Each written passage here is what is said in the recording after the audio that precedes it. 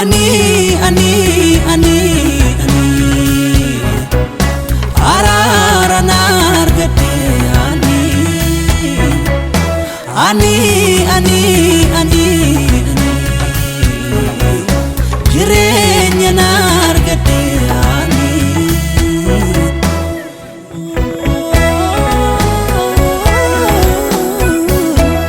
Nageenyi Waaqayyoo gooftaa keenyaa lafa jirtan hundumatti yoo isiniif haa ta'u akkam jirtu nagaa koo isinii dhiyeessaa arrammoo sagalee Waaqayyoo gooftaa keenyaa qabadhee gara keessatti dhiyaadheera kanaaf kallattiidhaan gara kadhannaatti gallee isaan booda gara dubbii sagalee Waaqoo dhaga'uutti hin deemnaa jechuudha. Guddaa si galateeffannaa Waaqa irratti lafa irratti bara baraan mootee kan jirtu Waaqa Abbaa, Waaqa Ilmaa, Waaqa Hafuura Qulqulluu, Waaqa sadeen tokkummaa maqaa gooftaa keenya Yesuus Kiristoosiin galanni ulfinni guddaan siif haa ta'u. Arrammoo kunoo yaa Waaqayyo dubbii keessa dhugaa, dubbii keessa jireenyaa qabadhee gara saba keetti dhiyaadheera. Dubbii kanaan immoo hidhaan namoota baay'ee akka citu, waanjoon namoota baay'ee irraa akka cabu, dukkanni jireenya namoota baay'ee irraa akka ifu maqaa gooftaa maqaa Yesuus Kiristoosiin fedha kee jaalala kee nuuf haa ta'u. Ameen. Galanni ulfinni guddaan gooftaa keenyaaf haa ta'u. Arra sagalee Waaqayyoo kanaan dura kutaa garaagaraa keessatti barachaa turre dhimma tajaajilaa fi tajaajilaa kan jedhu wal qabatee jiru. Har'as kutaa biraa ittaanu qabadhee fuula keessatti dhiyaadheen jira. Isa kana immoo waliin itti deemnaa jechuudha. Guyyaa irraa kana sagalee nuti waliin laallu kaayyoon tajaajiluuf maali waan jedhu keessaa waa'ee kaayyoo tajaajila keenyan isinitti agarsiisuu barbaada jechuudha. Namoonni yeroo baay'ee Waaqayyoodhaan hin tajaajilu.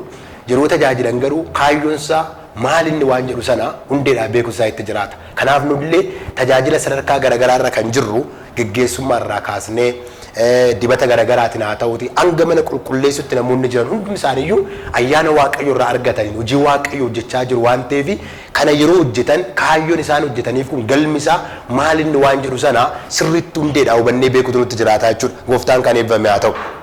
Kanaaf tajaajilaan sababii jiraatuuf ta'ee sababa tajaajiluu fi beekuun dirqama isaati. Tajaajilaan tokko biyya lafaa kanarra yeroo jiraatu amanaa haa ta'u tajaajilaa haa ta'u biyya lafaa kanarra yeroo jiraatu sababiin inni jiraatuuf sababiin tajaajiluuf hundeedha sirriitti hubatee beekuun dirqama isaati jechuudha. Keessattuu macaafa Qorontosii ergaa Qorontosii isa duraa kana boqonnaa 9 lakkoofsa 24 hanga 26tti gaafa laaltanii warri wal dorgomanii gonfoo baala irraa hojjetame isa collogee badu argachuudhaaf kana godhu nuyi garuu isa hin banne argachuudhaaf hin dhamaanaa jedhee dubbata. Kanaaf lafa kanatti Phaawulosin ergaa isaa gara waldaa Qorontosii kanatti gaafa ergu namoonni biyya lafaa kanarratti dorgommii garaagaraa keessa yeroo galan dorgommii kaachoo haa ta'u dorgommii hojii haa ta'u waan garaagaraa keessa galanii yeroo hojjetanii badhaasa itti argachuudhaaf jedhee dubbata. Badhaasa isaa itti argatan kun immoo baalarraa kan hojjetame xollogee kan badu gatii kan hin qabne waan yeroo akka ta'e yeroo ni dubbatu laala. Nuti immoo jedha nuti immoo hojii Waaqayyoo kana kan hojjennuuf jedha. Nuti immoo hojii Waaqayyoo kana kan hojjennuuf gonfoo xollogee hin banne gonfoo bara baraa gonfoo miidhaginaa isa Waaqayyoo irraa fudhachuudhaafidha jedhee dubbata. Galanni guddaan gooftaadhaaf haa ta'u. Kanaaf kan tajaajiluuf inni guddaan maali gonfoo itti argachuudhaaf akka ta'e sagalee Waaqayyoo kana keessaa hin hubanna. Kan itti aanu ammas Qorontoos isa duraa kana boqonnaa 3 lakkoofsa 12 hanga 15tti gaafa laaltanii hojiin nama hundumaa adduma addaan ibiddaan mul'ifamee hin beekamaadha. Guyyaa firdii bakkeetti hin baasaadha. Hojiin nama hundumaa adduma addaanii maal akka ta'e ibiddi qoree mul'isaa. Hojiin namichaa yoo jalaa gubate namichi gatii isaa hin dhabaa. Namni yoo hojiin isaa ibidda keessaa oolfate gatii isaa hin argataa jedhee dubbata. Amma lafa kanattis namoonni hojiin isaan hojjetan hojii hafuuraa haa ta'u hojii foonii haa ta'u tajaajilaan kamillee hojiin isaan hojjetan hundumtuu guyyaa tokko gara abiddaatti hin gatamaa jira. Abidda keessatti erga gatameen booddee waan namni dubbate waan namni hojjete waan namni yaadu lafa kanarratti guyyaa dhumaa sana Waaqayyo firdiidhaa gaafa dhufu abiddatti hin darbataa jira. Hojiin namootaa kun abidda sana keessatti yoo isaan jalaa gubate gatiin dadhabbii isaanii biyya lafaa kanatti dabarsan hundumtuu duwwaa isaan jalaa ta'a jedhee dubbata.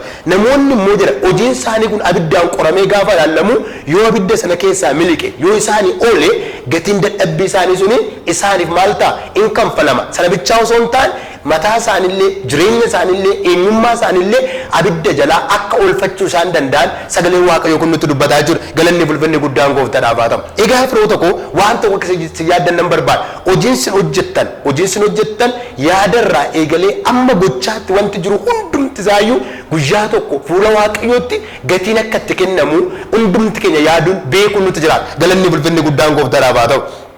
amma waan tokko kana jalatti kaasu keessa sababiin tajaajila keenya maal fa'i waan jiru waan tokko nan kaasa sababiin waaqayyoon tajaajiluuf sababa qabna u tajaajilu sababa kana keessa waan tokko sitti mul'isuun barbaada inni jalqabaa jaalala waan ta'eef waaqayyoon hin tajaajilaa jechuudha amma Qorontoos lammaffaa boqonnaa 5 lakkoofsa 14 amma 15tti gaafa laaltani waaqayyo namoota jaalachuu isaadha waaqayyo jalqabatti jaalala waaqayyo jaalala waan ta'eef ilma isaa nuu kenne akkatum jaalate jechuudha kanaaf sababii jaalalaatiif waaqayyoodhaan tajaajilla sababii jaalalaatiif waaqa duukaa buuna sababii jaalalaatiif waaqoota qabamnee jiraanna namni nama dirqisiisee nama dhiphisee akka namni waaqa wajjin deemu nama gurgurtu tokko illee hin jiru hundumti keenya waaqa duukaa kan deemnu waaqoon kan hojjennuuf kan ergamnuuf kan dadhabnuuf jaalala inni mataa isaatiin jaalala waan ta'eef nus immoo jaalala kanatti qabamne hojii waaqayyoo kan hojjennaa jechuudha gooftaan keenya bara baraan kan eebbame haa ta'u Aziftanii gaafa laaltanii hojjetaan tokko kan ittiin beekamuudhaaf wayyaa inni uffateen hojjetaan tokko kan inni ittiin beekamu wayyaa uffateen fakkeenyaaf laaltanii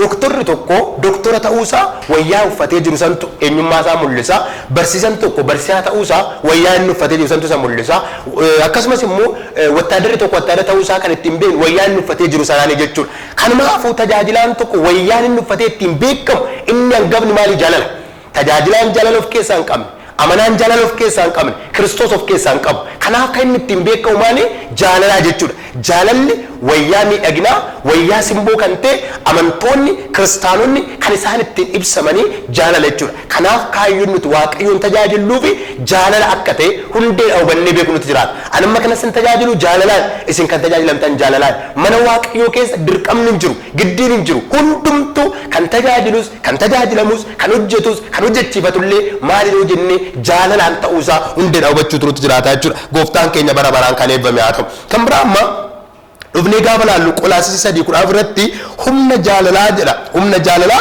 waaqayyootiin wal qabadhaa jedha amantoonni tajaajiltoonni sabni waaqayyoo kan isaan itti wal qabachuu qaban kan isaan walitti hidhachuun itti jiraatu jaalala namni yoo jaalala gidduu isaatiin qabu ta'e of keessaa qabu ta'e nama wajjin jiraachuu hin danda'u nama wajjin galuu hin danda'u kanaaf jaalalli ilmaan namaatiif bu'uura waaqayyoof hojjechuuf haa ta'u wal wajjin jiraachuuf haa ta'u hojii kam keessattuu haa ta'u namni jaalalaa wajjin hin socho'u taanaan hin hojjenne taanaan gatiin isaallee bu'aa hin qabu jechuudha kanaaf jaalala waan nu qabeef jaalalli gooftaa waan nutti dhaga'ameef kanaaf gooftaadhaaf hojjenna kanaaf gooftaa duukaa jiraan kanaaf gooftaa duukaa buunaa jechuudha galalli guddaan gooftaa keenya haa ta'u kan biraa jalatti kan inni kaasu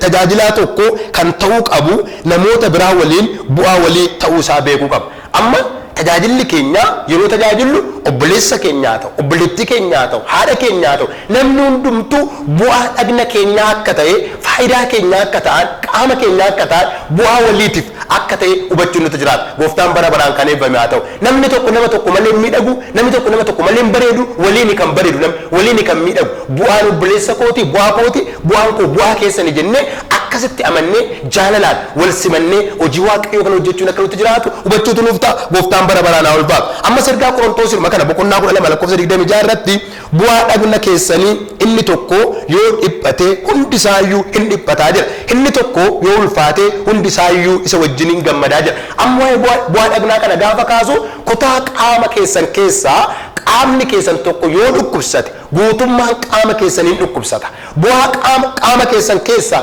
kutaan tokko yoo miidhage hundi isaayyuu isa wajjiniin hin miidhagaa jedhee dubbata galanni guddaan gooftaadhaaf haa ta'u amma fakkeenyi tokko isinii kaasu nama tokko qubni isaa iddoo kanatti yoo cite qaamni isaa guutummaan isaa hin dhukkubsata hijjiin bu'a sammuusaa qaamni isaa hundumtuu jeeqamaa ta'a maaliif yoo jenne kutaa qaama isaa keessaa qubni isaa kun waan citeef yookaan immoo waan dhukkubsateef miirri dhukkubbii qaama isaa hundumatti dhaga'amaa jechuudha akkasuma immoo namni tokko dhiqatee uffatee miidhagee wayyaa miidhaginaa gaafa uffatu kutaan qaama isaa hunduu hin miidhagaa jechuudha kanaaf kaasirratti nuti walii keenyaaf simboo akka ta'an walii keenyaaf hidhataa akka ta'an walii keenyaaf humna akka ta'an amantoonni kana beekuu qabu tajaajiltoonni kana beekuu qabu tajaajilaan amantoota malee hin miidhagu amantoota tajaajilaa malee hin miidhagan hundumti keenya walii keenyaaf maal akka ta'an ulfina akka ta'an bu'aa dhagna walii akka ta'an amannee simannee fudhannee waliin hojjechuun waliin jiraachuun waliin deddeebi'uu nuti jiraata gooftaan bara baraan kan eebbame haa ta'u kan biraa jalatti kana ammas dabalee kaasu tajaajilaan namoota biroo wajjin jiraachuudhaaf gatii baasuun dirqama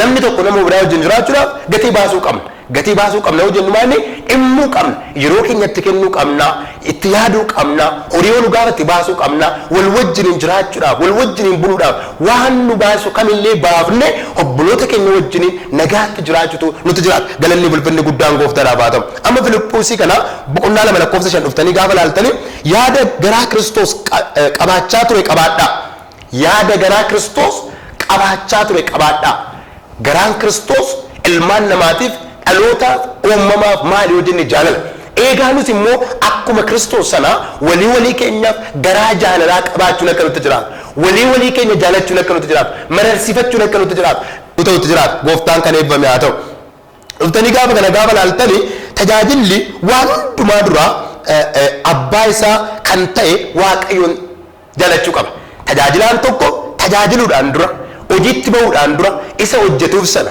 isa ergamuuf sana Waaqayyo sana jaalachuutti jiraata nama hojjennuuf sana hin jaalannu taanan nama hojjennuuf sana ulfina hin qabnu taanan isaaf hojjechuun yookaan immoo tajaajiluun keenya gatii hin qabu jechuudha tajaajila keenya dura dursuun kan itti jiraatu ta'uun kan itti jiraatu maali jettanii ilaaltanii Waaqayyo gooftaa sana jaalachuun itti jiraata jaalalli Waaqayyo keessa keenya guutuu qaba maqaa gooftaa maqaa Yesuus Kiristoosin laphee keessan keessa hafuura keessan keessa lubbuu keessan keessa jireenya keessan keessa hafuurri jaalalaa humna dhiiga olichaatiin galgala kana kan qabate haa ta'u namni dubbadha isinirratti galgala kana hafuurri jibbaa hammeenyi waladheessuun walammeessuun humna dhiiga olichaatiin keessa keessanii akka buqqa'u maqaa Yesuus Kiristoosin ajajeera ameen galanni guddaan gooftaadhaaf haa ta'u wangeela Yohaannis jechuukooti boqonnaa 21 lakkoofsa 15 hanga 20 dhuftanii gaafa laaltanii Yesuus Kiristoos si'a sadii Phexrosidhaan deebisee na jaalattaa jedhee yeroo inni isa gaafatu laal galanni guddaan gooftaadhaaf haa ta'u si'a sadii deddeebisee Phexrosidhaan na jaalattaa jedhee gaafate Phexrosidhaan isa jalqaba irratti akkas jedhe Phexrosin eeyyeni akkan si jaaladhu hin beektaa ittiin jedhe erga na jaalatta taatee ilmoolee koo maal godhi eegi isaaniin jedhe galanni guddaan gooftaa keenya haa ta'u ilmoolee koo kana maal godhi tiksi ittiin jedhe tiksi jechuun maal jechuudha ilmoolee akkuma beektan ilmoonii kan of hin dandeenye nyaatan kan of hin dandeenye karaa kamiinuu kan of hin dandeenye garuu tika kan barbaadan nama sooruu kan barbaadan nama gargaarsa warra barbaadan akka isaan ta'an laallaa jechuudha kanaaf na jaalatta taanan ilmoo koo maal godhi tiksi oolota koo keessaa ilmoo isaanii tiksi ittiin jedhe galanni guddaan gooftaaf haa ta'u ammas si'a lammaffaa deebisee gaafate Phexros jedhee na jaalattaa jedhee gaafate ammas gooftaan eeyyeen yaa gooftaa sin jaaladhaa ati hin beektaa jedhee gaafatti dubbatu ammas immoo akka ittiin jedhe na jaalatta immoo erga taate hoolota koo maal godhi eegi ittiin jedhe amma immoo hoolonni eegicha barbaadu isaan kana hoolota immoo eegi ittiin jedhe sadaffaa irratti gaafa gaafatu maal jedhe hoolota koo bobbaasi ittiin jedhe galanni guddaan gooftaadhaaf haa ta'u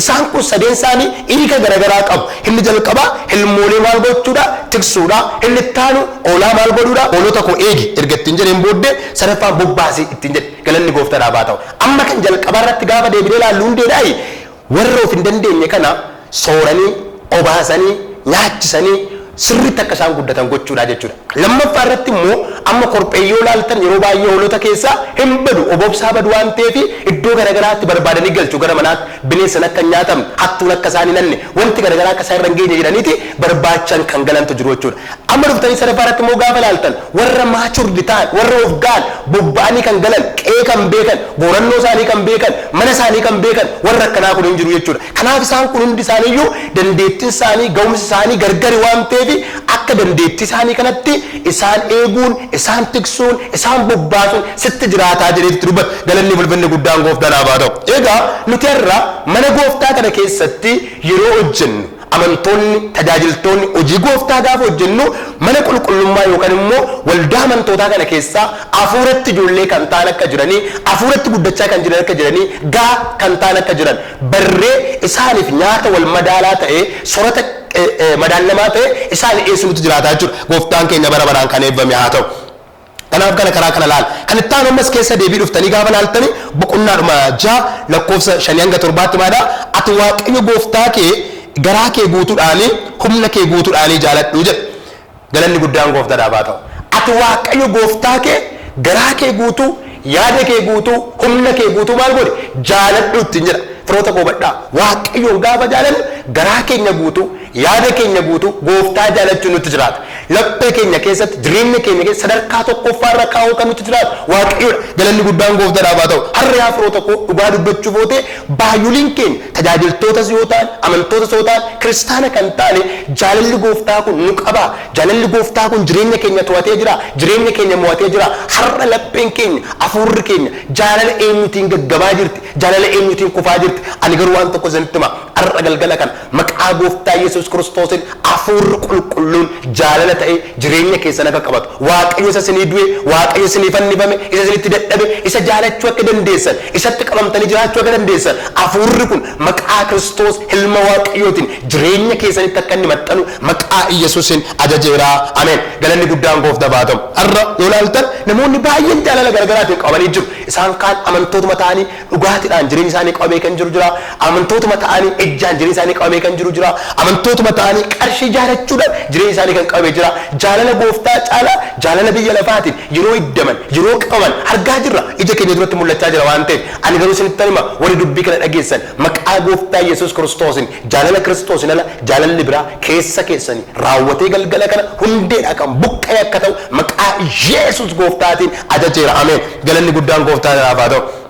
Danittaanu ergaa fudhannee ergaa waaqayyo irraa fudhannee fiiguudhaan duratti ergaa waaqayyo irraa fudhannee fiiguudhaan duratti kan nuti gochuun nutti jiraatu jireenya ajajamaa qabaachuu qabna. Namoonni ergaa tokko fudhatanii bahuudhaan dura fiiguudhaan dura jireenya ajajamaa jireenya waaqayyo dhaga'u jireenya waaqayyootti waaqayyo duratti qulqulluu ta'e qabaachuu nutti jiraata jechuudha. Gooftaan keenya bara baraan kan eebbifame haa ta'u. Maatewos boqonnaa 22 lakkoofsa 37 hanga 40tti gaafa laaltanii abboonni hundarra caalu waan jedhu laaltu lafa kanatti. Waaqayyo amma ergamoota akka jedhe gooftaadhaan yabarsiisaadhaaniin abboonni kee keessaa hundarra kan caalu kami jedhanii Kiristoosidhaan gaafatan. Jalqaba irratti akka jedhe Yesuus hafuura keessan guutuu jireenya keessan guutuu waaqayyo uumaa keessaniin jaaladhaa. Lammaffaa irratti akka ofii keessan jaalattanitti obboleessa keessan jaaladhaa.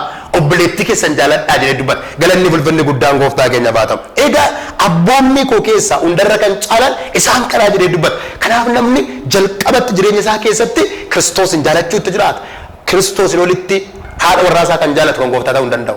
Kiristoosin olitti mucaa isaa kan jaalatu kan gooftaa ta'uu hin danda'u. Kiristoosin olitti horii kan jaalatu kan gooftaa ta'uu hin danda'u. Kiristoosin olitti waan kamuu kan jaalatu kan gooftaa ta'uu hin danda'u. Jireenya keenya keessatti inni hangafni inni olaanaan sadarkaa tokko kan qabatu waaqayyoodha. Kanaaf har'a isiniin jedha jaalalli waaqayyoo maqaa gooftaa Yesuus Kiristoosin laphee keessan keessatti kan maxxane haa ta'u. Egaa nan jedha obboleessa keessan jaaladhaa. Namni obboleessa isaa jibbu nama lubbuu ajjeese. Namni lubbuu ajjeese mootummaa kootti galuu hin danda'u. Obboleessa kee jibbita taanaan, obboleettii kee jibbita taanaan, haadha kee jibbita taanaan, abbaa kee jibbita taanaan ati mana waaqayyoo keessaa qooda hin qabdu. Jireenya bara baraa keessaa qooda hin qabdu. Maaliif jibbi amala waaqayyoo miti, jibba amala seexanaati. Galanni guddaan gooftaa keenyaaf haa ta'u. Obboleessa ofii jaalachuu jechuun miirri kee akka miira isaatti ilaalte, harki kee akka harka isaatti ilaalte, qaama isaa akka qaama keetti ilaalte akkasitti jaalachuu sitti jiraata. Akka ofii keetti yaaddutti obboleessa keetti yaadu waan si malu akka isaa malu waan ati barbaadu akka inni barbaadu amantee garaa keessan guutuu jireenya keessan guutuu obboloota keessan jaalachuun isiniif hin mala. Galanniif ulfinni guddaan Kiristoosidhaaf haa ta'u.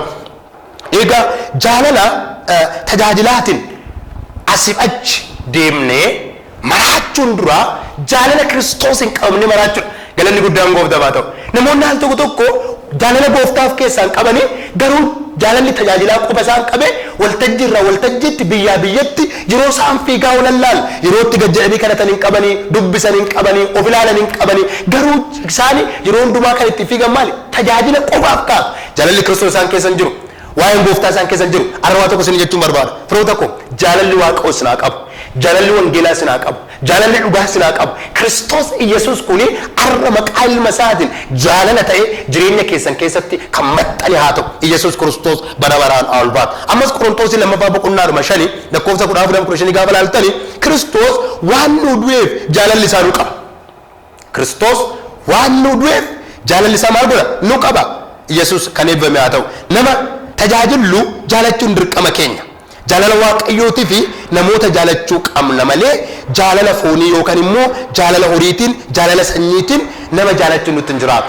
Amma nuti namoota kan jaalannu kan jaalannu jaalalli Kiristoos nutti dhagahamee namoota jaalachuu qabna malee sababii hiriyaa keenya ta'aniif, sababii fira keenya ta'aniif, sababii qomoo keenya ta'aniif, sababii horii qabaniif, sababii miidhagina qabaniif, sababii maqaa gaarii qabaniif, sababii kanaaf nama jaalachuu nuti hin jiraatu.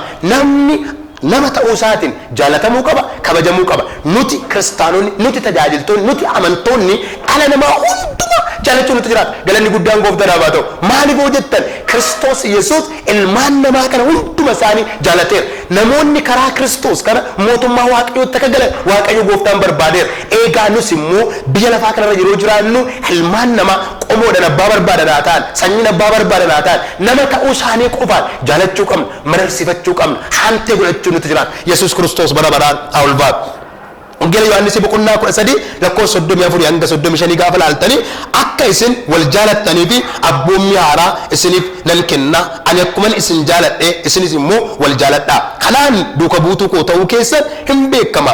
Waan akka nuuf ta'u barbaannu obboleessa keenyaaf obboleettii keenyaaf akka ta'u hawwuu qabna, barbaaduu qabna. Galanni ulfinni guddaan gooftaa keenyaaf haa ta'u. Egaa lafa kanatti dhuftanii gaafa laaltanii akkuma Waaqayyo nu jaalate walii keenya jaalachuun akka nuti jiraatu. Abboommii haaraa Waaqayyoon baasee nu kenneera. Maal kan jedhu jaalala kan jedhu. Jaalala kan jedhu. Galanni guddaan gooftaadhaaf haa ta'u. Har'a maqaan kun jaalala kan jedhu kun humna dhiiga gooftaatiin dhiiga keessanitti kan makame haa ta'u. Jibbi dhiiga keessan keessaa kan buqqa'e haa ta'u. Jibbi miira foon keessan keessaa kan buqqa'e haa ta'u. Laphee keessanirraa golgaan jibbaa maqaa Kiristoosiin kan tarsa'e haa ta'u. Nan dubbadha isinirratti humna dhiiga olichaatiin laphee keessanirratti akka qalamni chaappa'utti jaalala kan jedhu sagalee Waaqayyoo kana maxxansee keessan kaayera dhiiga olichaatiin Yesuus Kiristoos bara baraan kan eebbame haa ta'u. Egaa qabxii lammaffaan dhumlee sababii tajaajilu keessaa tajaajilaan araara Waaqayyootti amanachuu qaba. Tajaajilaan yeroo tajaajilu kamillee humna godhachuun kan itti jiraatu, ga'umsa godhachuun kan itti jiraatu araara Waaqayyooti.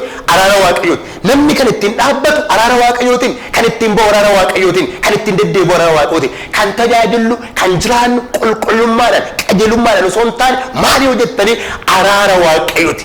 Yesuus Kiristoos bara baraan gooftaan arraan dubbadha maqaa gooftaa Yesuus Kiristoosin araarri Waaqayyoo jireenya keessaniif kan baay'ate haa ta'u. Humna dhiiga olichaatiin cubbuu keessaa, dadhabbii keessaa, mudhukkii keessaa, dhukkuba keessaa, rakkina keessaa araarri Waaqayyoo arra galgala kana harka keessan qabee akka inni isin baasu maqaa gooftaa Yesuus Kiristoosin ajajeera. Kanaaf amantoonni yeroo hundumaa kan itti hirkachuu qaban, kan amanachuu qaban araara Waaqayyooti. Humni keenya araara Waaqayyooti. Yoo kumne kan nu kaasu, yoo dadhabne kan nu jabeessu, yoo karaarraa kaane karaatti kan nu deebisu, fuula waaqaa kan nutti agarsiisu Waaqayyoodha, Kiristoosidha. Kanaaf maal ta'uu jiraata? Araara isaa kanatti hirkachuu jiraata. Kottaa Ximeetoos isa jalqabaa boqonnaa 1 lakkoofsa 12 dhuftanii gaafa laaltanii Kiristoos Yesuus amanamaadha jedhee hojii isaa irraa ana dhaabee nan galateeffadhaan. Amma Ximeetoosini ana nama dadhabaa kana deemu, nama gahaadha jedhee Waaqayyo gooftaan hojii isaa irra na dhaabuu isaatiin, araara natti agarsiisee hojiitti na waamuu isaatiin, araara natti agarsiisee na fayyisuu isaatiin nan galateeffadhaa jedha. Yaa firoota koo badhaa baatanii galuun keessan, raftanii dammaquun keessan, hojjettanii milkaa'uun keessan, jireenya keessan keessatti araarri Waaqayyo waan isinii baay'ateef kan nu balleessu dhibeen miti, diinni dhibeen miti, seexanni namatti fayyadamee, uumamatti fayyadamee, waan mul'atu fi mul'atetti fayyadamee jireenya keenya dhawwatoo barbaadu. Waaqayyo garuu araaran gidduu nu galee, gargaarsan gidduu nu galee, nu oolchee, nu tiksee arra akka jiraannu godheera. Maqaan isaa kan eebbame haa ta'u. Ammas Qorontoos 2:8 gaafa laaltan maal jedha? Amma nuyi fuula keenya otoo hin haguuggatin ulfina gooftichaa nu irraa akka calaqqisu hin goonaa jedha. Nuyis ulfinaa gara ulfinaatti darbuudhaan fakkaattii isaa akka taanuu fi akka goofticha isaa hafuura sana biraa nuuf dhufeeraa jedhee dubbata. Galanni guddaan gooftaadhaaf haa ta'u. Amma lafa kanatti Phaawulosin gaafa dubbatu maal jedha? Nuyi jedha gooftaan haa ifamu. Fuula keenya haguugna miti, mataa keenya haguugna miti, dhagna keenya haguugna miti. Ayyaana Waaqayyootiin hafuura qulqulluudhaan jireenyi keenya guutamee, jireenyi keenya jijjiiramee fuula Waaqayyoo dura dhaabbannaa jedha. Ilaala araarri gooftaa kuni gaafa nu dhufu, ayyaanni Waaqayyoo gaafa nu dhufu jireenyi keenya jijjiirama. Waan jiru keessaan jijjiirama. Yesuus Kiristoos gooftaa dadhabbiin nurraa ka'e, cubbuun nurraa ka'e, yakki nurraa ka'e, nama haaraa ta'anii, ilaalchi keenya haaraa ta'e, humni keenya haaraa ta'e, qaamni mul'anni keenya haaraa ta'e akka warra jijjiiramanitti, akka warra geeddaramanitti, akka warra bifa haaraa qabanitti fuula Waaqayyoo dura dhaaban. Yesuus kan eebbame haa ta'u. Amma Musee ilaaltan, Museen Siinaa tulluu Siinaarraa gaafa guyyaa 40 halkan 40 turee gadi bu'u fuulli isaa akka biiftuu inni fature rifeensi isaa kun illee calaqqise namoonni gara isaa yaaduu hin dadhaban akkas jedhan lakkii fuula kee kana nurraa haguugii nu silaaluu hin dandeenyu waan waaqoo sin jedhu nutti himi si dhageenya ittiin jedhan namoonni fuula waaqayyoo dura gaafa turan araara gaafa argatan hijji diinaa hijji ammeenyaa dandeessin hin laalu arras irrattan dubbadhu maqaa gooftaa Yesuus Kiristoosiin sagaleen kun hundeedhaa akkas hin jijjiiru sagaleen kun akkas hin fayyisu hafuuratti foonitti ikoonomiitti maqaa Kiristoos Yesuusiin galgala kana geeddaramaa nan jedha maqaa gooftaa Yesuus Kiristoosiin waan ulfaataa ta'e jireenya keessa irra kamtaa yaa ta'u karaa kamiinuu kan sin lole yaa ta'u nan dubbadhaa har'a galgala kana geeddaramu jijjiiramu nama haaraa ta'u maqaa gooftaa Yesuusiin sirratti ajajeera ameen Yesuus bara baraan haa ulfaatu kan itti aanu waa araaraa kana waa tokkoon kaasa araara waaqayyoo kunis gaafa jireenya keenya keessatti mul'atu gara laafessa nu godha namni araara waaqayyoo argatu garaa laafa obboleessaatii garaa laafa obboleettisaatii garaa laafa biyyaa garaa laafa dhalootaa garaa laafa namni araarri waaqoo isaa argate waa'ee obboleessaatu isa boochisa yoo obboleessaa rakkatu wajjin rakkata dhiphatu wajjin dhiphata maali jettan araarri waaqayyoo isa argateera jechuudha namoonni garaan isaanii jabaatu namoonni lapheen isaanii jabaatu namoota araara hin qabne namoota afurri waaqoo isaaniif cubbuu isaanii hin dhiifne isaan akkasisuun maali yakkarraa gara yakkaatti dabalaa deemu malee sana keessaa ba'uun barbaadan arra sanittan hima araarri gooftaa si argannaan waa'een obboleessa keetii si gaddisiisa waa'een obboleetti keetii si gaddisiisa rakkinni isaanii rakkina keettaa baan isaanii baa keetaa hadatamuu isaanii hadatamuu keessan ta'a har'a galgala kana nan jedha laphee geeddarame ilaalcha geeddarame hafuura geeddarame maqaa gooftaa Yesuusiin keessa keessatti ajajeera ameen kan itti aanu mataa keenya namaa walitti akka ilaalle godha namoonni araara gaafa argatan obboleessa koo nan caalan jedhu obboleetti koo hin caalan jedhu obboleessi koo ana wajji wal qixa obboleettiin koo ana wajji wal qixa inni obboleessa kooti jedheeti keessa darba isaayyuu obboleessi koo anarra wayya obboleettiin koo anarra wayyite haati abbaan koo anarra fooyyedha tajaajilaan ebiluu anarra fooyyedha raajii ebiluu anarra fooyyedha paastariin ebiluu anarra fooyyedha jedhee akka ofiisaati gad of qabe warra kaan ol of qaba malee ofiisaati ana bichaatu beeka ana bichaadha tajaajilaan ana bichaadha hoogganaan ana bichaadha beekan kan jedhu hafuurri kun isa bira hin jiru maaloote araara yoo argate araara arganne taanaan garuu jireenyi isaa maal keessa jira jechuudha gaaffii keessa jira jechuudha Yesuus Kiristoos bara baraan gooftaan kanaaf firoota koo waa tokko hubadhaa arra galgala kanan dubbadhaa maqaa Kiristoos ilma waaqayyootiin galgala kana eegalee hafuurri qulqulluun jireenya keessa irratti akka mul'atu ajajeera ameen kan biraa dhufnee gaafa laallu qabxii sadaffaarratti kan inni fidu oolmaa waaqayyoo keenyatii fi deebii kennuudha gaafa waaqayyoon tajaajilu oolmaa waaqayyootiif deebii kennuu akka ta'e sagalee waaqayyoo kana keessaa hubachuutu nuti jiraata keessattuu Luqaasii boqonnaa 8:2-3 gaafa laaltani Yesuus Kiristoos mandara sana keessatti wangeela mootummaa waaqayyoo gaafa lallabu Kiristoos kun wangeela mootummaa waaqayyoo yeroo lallabu namoota baay'ee keessaa seexanni yeeyaa ture dhukkubni keessaa dhaamaa ture namoonni baay'ee hidhaa irraa hiikkachaa ture gaafa bilisa ba'anii isaanis deebi'anii dhufan gooftaadhaa fi ergamoota gooftaa kanaaf horii isaanii fidanii nyaata fidanii yeroo isaan tajaajilan laal galanni guddaan gooftaadhaaf haa ta'u eegaa waan tokko isinitti himu warri waaqayyoo waan du'aa jalaa sin baase warri waaqayyoo mangaadaa seexanaa keessaa sin fuudhe warri waaqayyoon hafuura hamaa garaagaraa keessaa sin hiike har'a warri hiikamtan hojii waaqayyoo hojjechuudhaaf wangeela fuulduratti oofuudhaaf dubbii dhugaa kana dubbachuudhaaf dubbii dhugaa kana deeggaruudhaaf booddee jechuu isinitti hin jiraatu maaliif hojjettan kan nama godhe wangeela kana kan lafaa dhukaase wangeela kana kan jireenya jijjiiru wangeela kana maqaa gooftaa Yesuus Kiristoosiin nan dubbadha galgala kana hundeedhaa jireenyi keessan kan geeddarame haa ta'u Yesuus Kiristoos bara baraan gooftaa ani